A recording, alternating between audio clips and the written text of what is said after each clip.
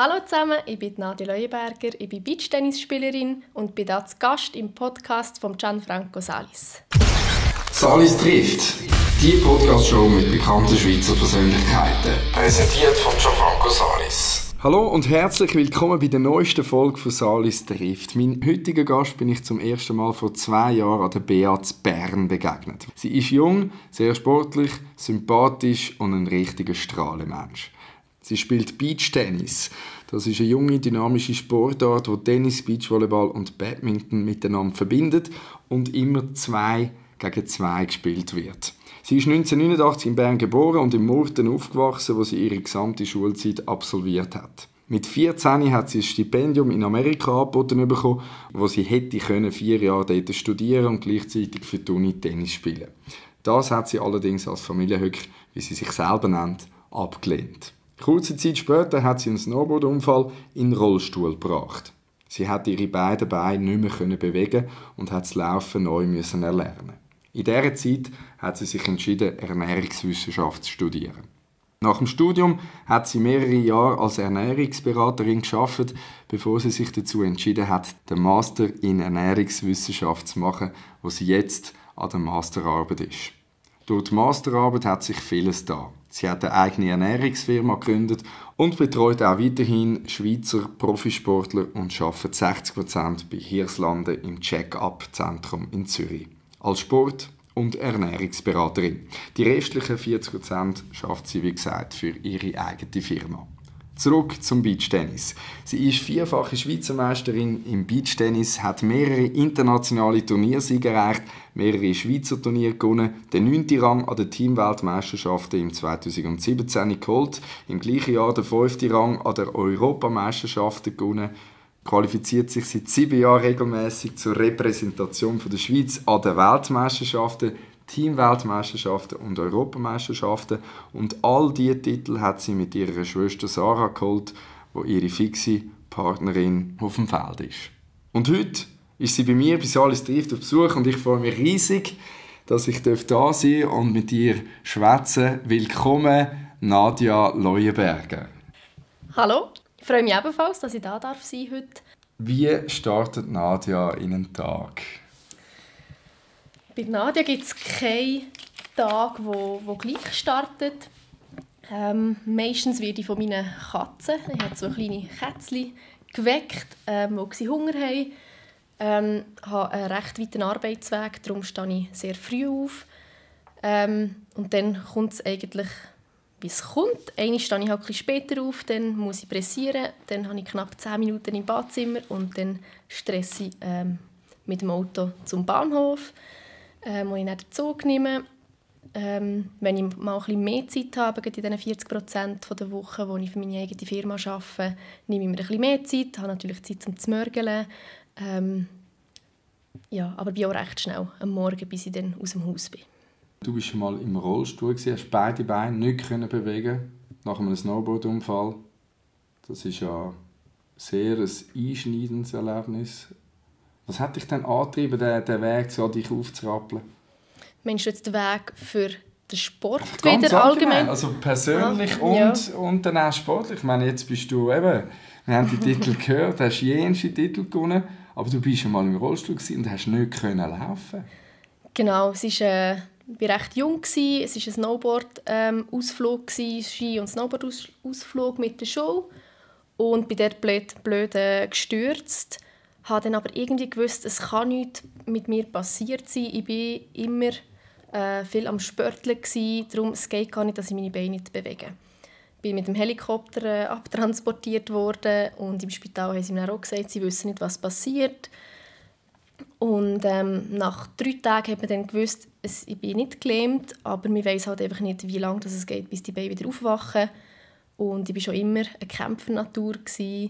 Ich wusste, ich wollte wieder auf ein Spielfeld, ich wollte wieder Tennis spielen, ich wollte Ski fahren. In diesem Moment ist sicher eine Welt zusammengebrochen für meine Familie. Sie haben das Haus schon in Gedanken umgebaut, rollstuhlgängig umgebaut.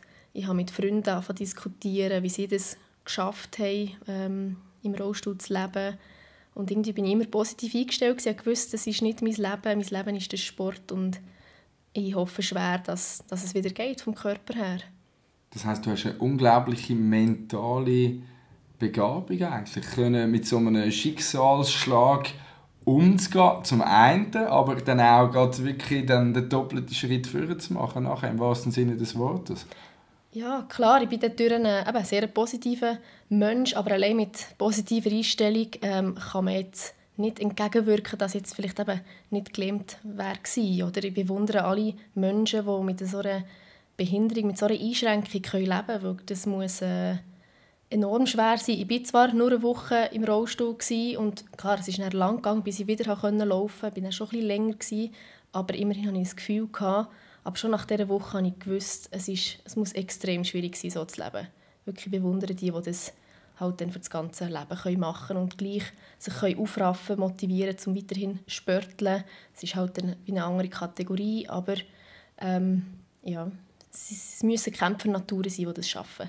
Weil Alltagssituationen, hast Mühe, hast viel länger zum Aufstehen morgen, allein schon duschen. Im Spital haben wir alle helfen. Beim Duschen habe ich gesagt, ich habe nicht das Problem, blöd gesagt, im Kopf. Ich spüre meine Beine nicht und ich will das selber probieren zu machen. Am Anfang wehrt man sich natürlich extrem dagegen. Du willst unabhängig sein, du willst kämpfen und den Leuten zeigen, dass du das schaffst, oder? Aber es war sicher der schwerste Moment bis jetzt in deinem Leben. Oder gibt es einen anderen, den du rauspicken kannst und sagen, das war mein schwerster Moment? Sicher das war der schwerste Moment, wo meine Mami und mein Papi, meine Schwester, dann in die Intensivstation kamen und sie zusammengebrochen sind, wo sie gesehen haben, ich kann mich nicht mehr bewegen. Und ich habe sie noch angestrahlt und habe gesagt, nein, das wird nicht so sein, ich weiss, das kommt und macht euch jetzt keine Sorgen.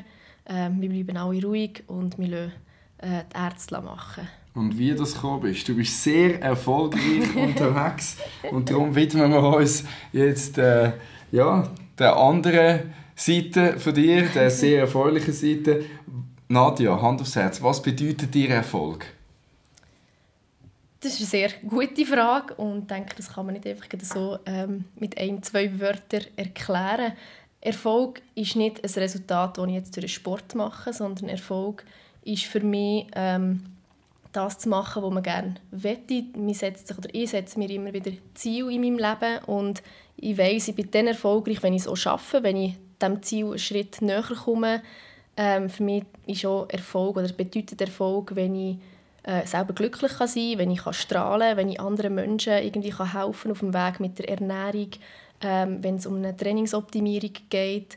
Erfolg ist auch für mich dann, wenn Leute auf mich zukommen und sagen, hey, du hast mir wirklich weiterhelfen, dank dir bin ich auch wieder motivierter, um zu sporteln.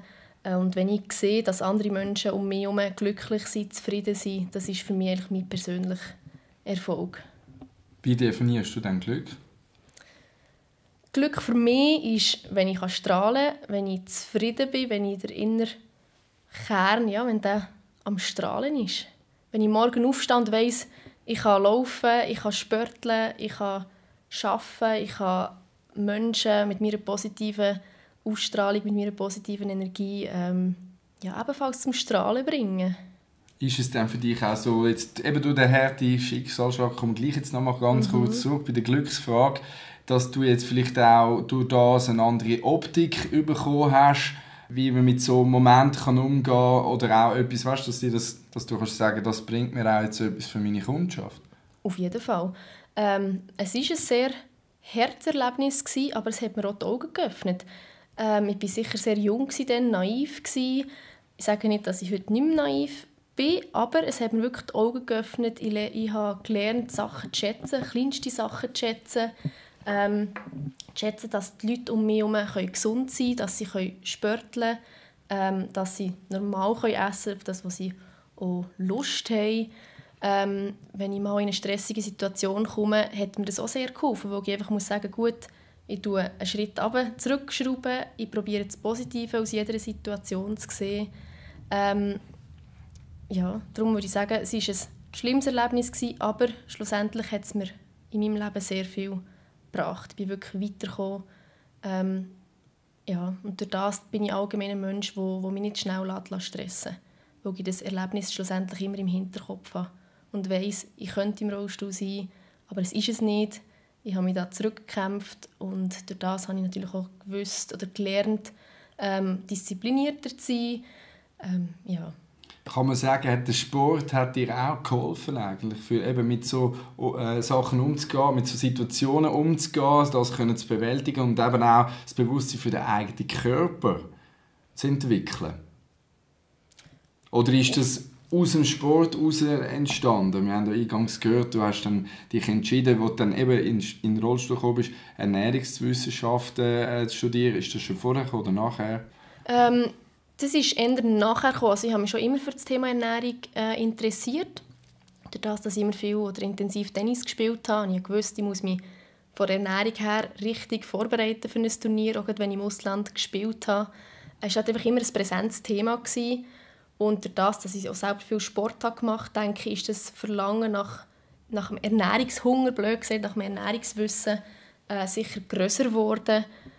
Aber ich würde jetzt nicht sagen, allein vom Sport her bin ich auf die Seite der Ernährung gekommen. Wie bist du auf die Sportart gekommen? Also jetzt haben wir von Nadia als Mann sehr viele intime Sachen auch gehört, oder? Mit dem Schicksalsschlag, und jetzt wieder zu dir als Sportlerin.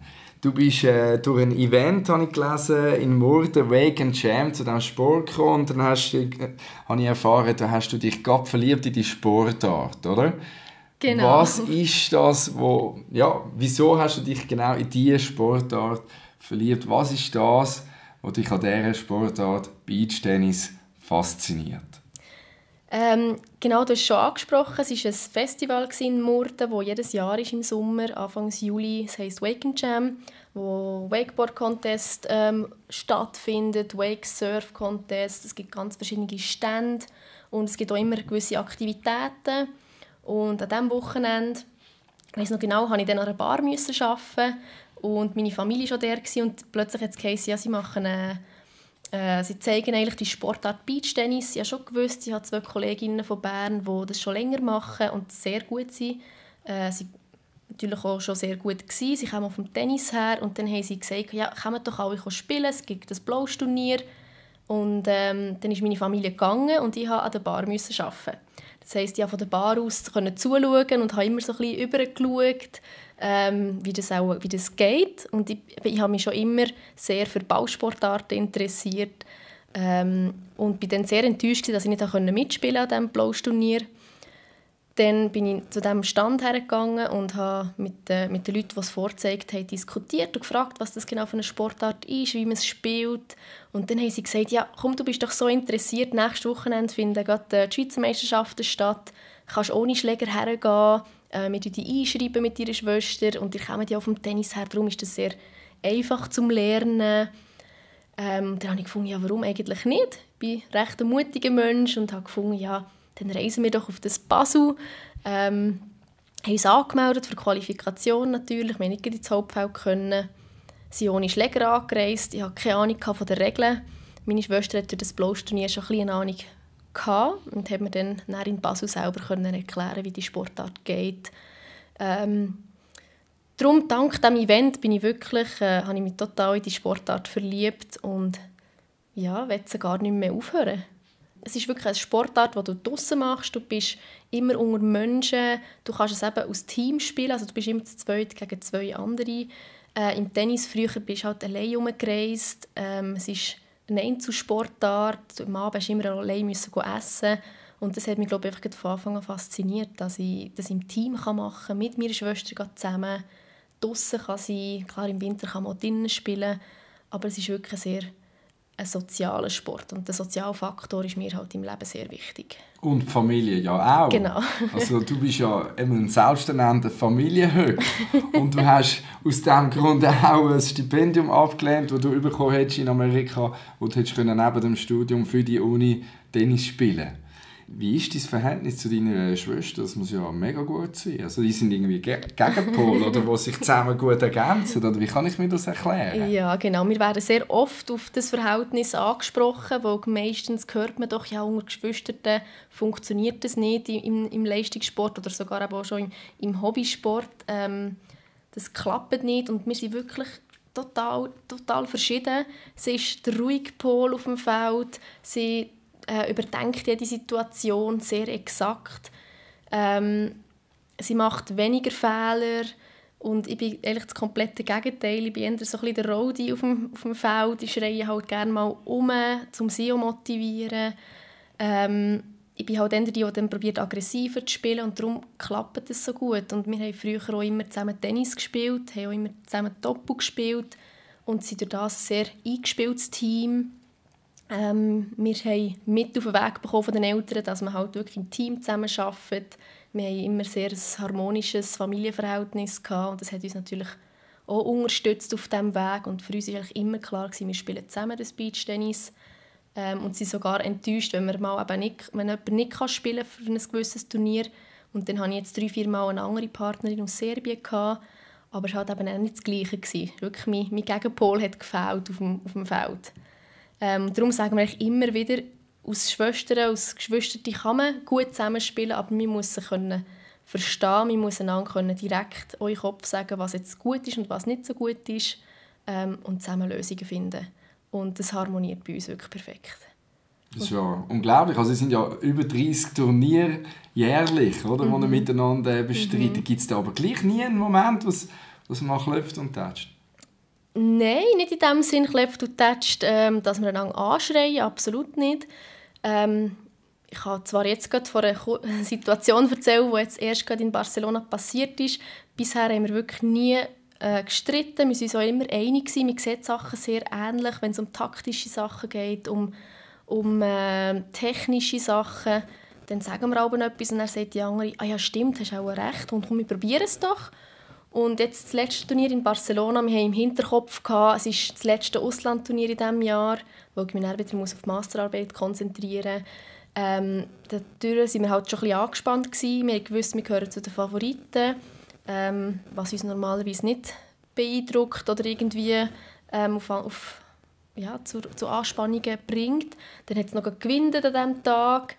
Meine Schwester hat sich sehr schlecht gefühlt und dann habe ich probiert, sie zu motivieren und ich habe gemerkt, wir sind beide sehr angespannt und nach dem Match sind uns beide wirklich nur noch Tränen runtergelaufen, weil wir verloren haben, zwar nur knapp verloren, aber wir hätten den Match deutlich gewinnen sollen. Es ist auch um viel Geld gegangen und darum mit dem Gedanken, es ist das letzte Auslandturnier, wir wissen nicht, was jetzt im nächsten Jahr kommt, was für Turnier, bin ich sehr enttäuscht gewesen. Es ist uns wirklich absolut nichts gelaufen auf dem Feld. Wir haben nicht 3 Bälle ins Feld gebracht und sie waren im ersten Moment enttäuscht gewesen, vielleicht ein bisschen hässig aufeinander, weil wir gegenseitig probiert haben, einander zu motivieren, aber es hat wirklich absolut nichts geklappt und schlussendlich haben wir 10 Minuten schnell ein bisschen nicht laut miteinander geredet, aber halt wirklich ganz klar miteinander geredet, was uns jetzt nicht gepasst hat bei diesem Match.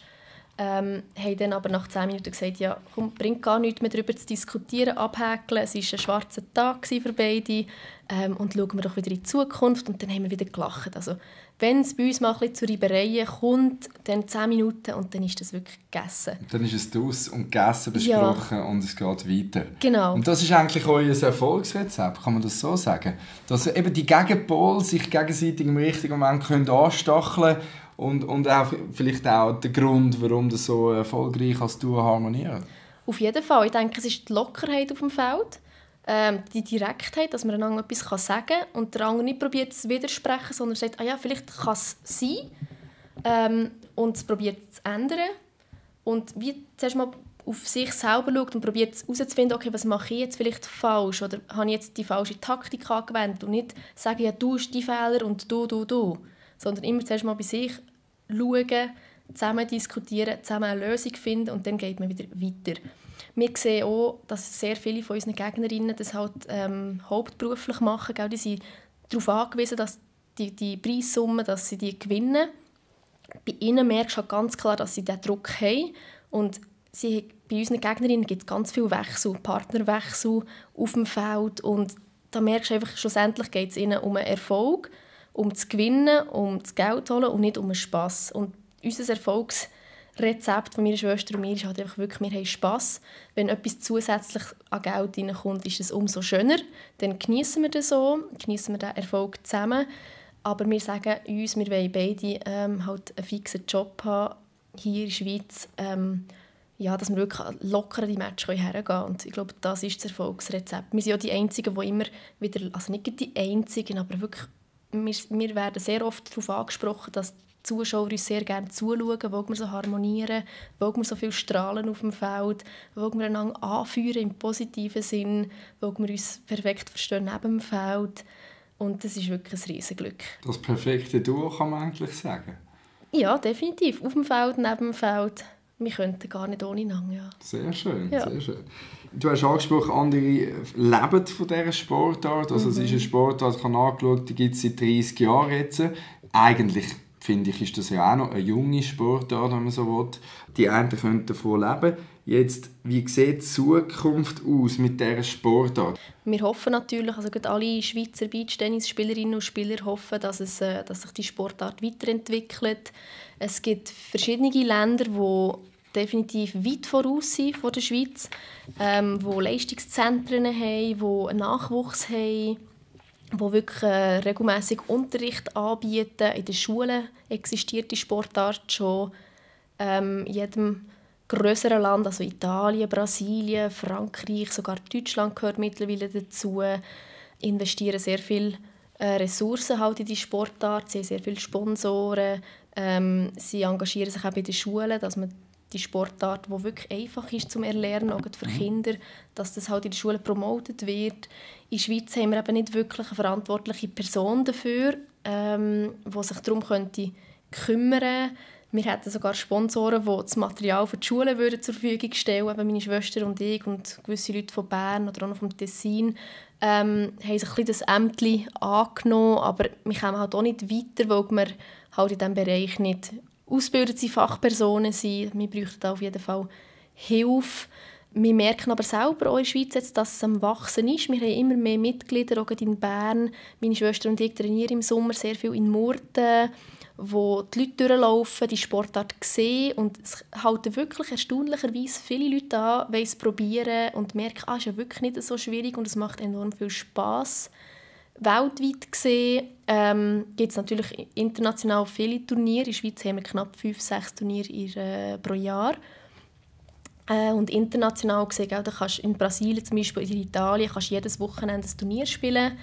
Es gibt immer mehr Clubs auf der Welt und es ist auch in Diskussion, ob die Sportart eben olympisch werden soll, weil die Infrastruktur besteht. Es gibt ja Beachvolleyball, es gibt Beachsoccer mittlerweile, den Sand gibt es, das Feld gibt es.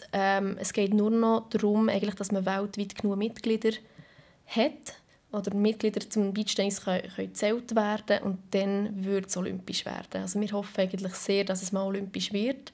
Wir hoffen natürlich, dass wir dann noch die Schweiz repräsentieren können. Wir trainieren natürlich für das Ziel.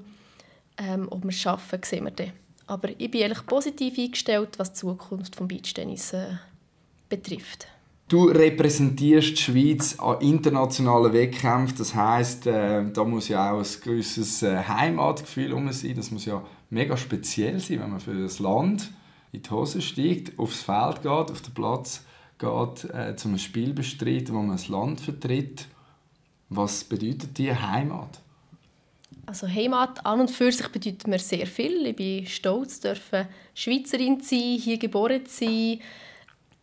Das Problem ist halt einfach, wenn wir an Turnier gehen, wenn wir jetzt gerade an der EM oder an der WM sind, verspüren wir natürlich absolut keine Unterstützung seitens Heimat. Klar, von der Familie, Freunden auf jeden Fall. Sie schauen sehr oft auch die Livestreams an, also der Live-Match, der übertragen wird.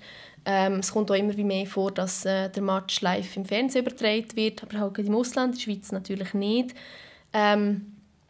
Durch das, es würde mir viel bedeuten, natürlich, wenn sich die Schweiz da ein bisschen mehr dafür interessieren würde. Nicht wegen uns, weil wir das repräsentieren, sondern mehr jetzt eben für Kinder, wo mir liegt es halt sehr am Herzen, dass sich Kinder von klein an bewegen, dass sie ein gewisses Körpergefühl haben, dass sie schlussendlich auch gesund leben können. Und mir würde es mehr um das gehen, dass man die Schweiz repräsentieren mit einem als gutes Vorbild für Gesundheit, für die Bewegung.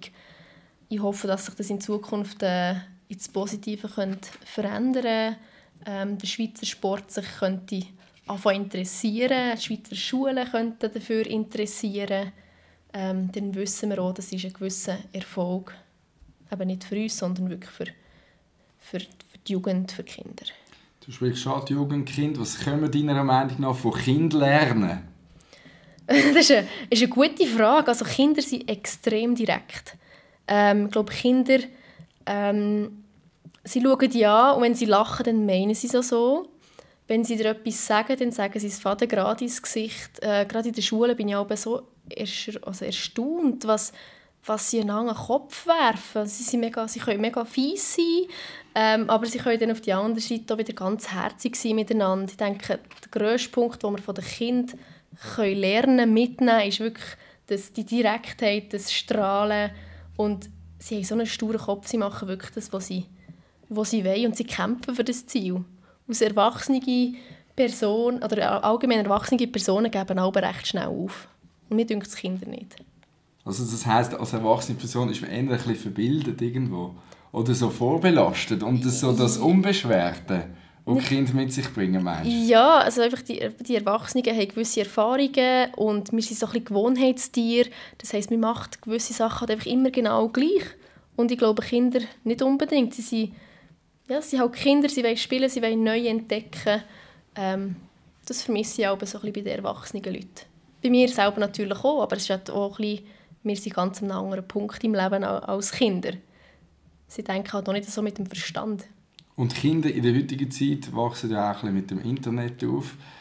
Jetzt Internet, oder? Als Thema. Was hat das Internet deiner Meinung nach eher einen negativen oder einen positiven Einfluss auf das Sozialverhalten der Menschen?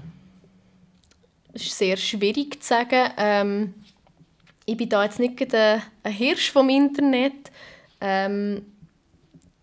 Einerseits ist es positiv, weil sie sehr früh lernen, selbstständig zu sein, selber nach Lösungen zu suchen. Wenn sie sich für ein Thema interessieren, gehen sie wirklich selber recherchieren. Mir denkt, sie sind von der Allgemeinbildung weiter, als wir das vielleicht früher waren. Auf die andere Seite sehe ich halt einen grossen negativen Aspekt. Die Kinder hocken viel mehr vor dem Fernsehen, vor dem Internet.